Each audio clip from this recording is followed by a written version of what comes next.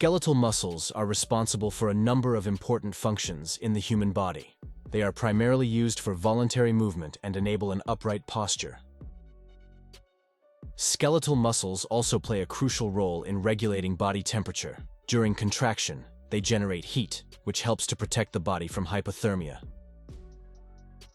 The ability of skeletal muscles to regenerate is impressive.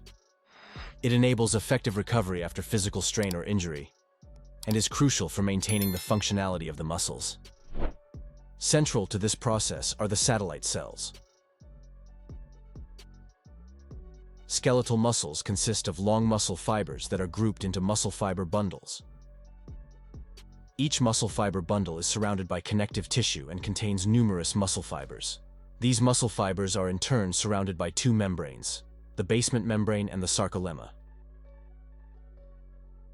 Between them, the satellite cells rest in a small niche.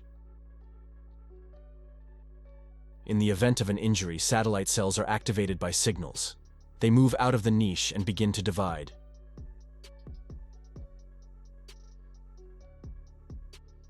The newly formed cells migrate to the injury and integrate into the damaged tissue in order to repair it.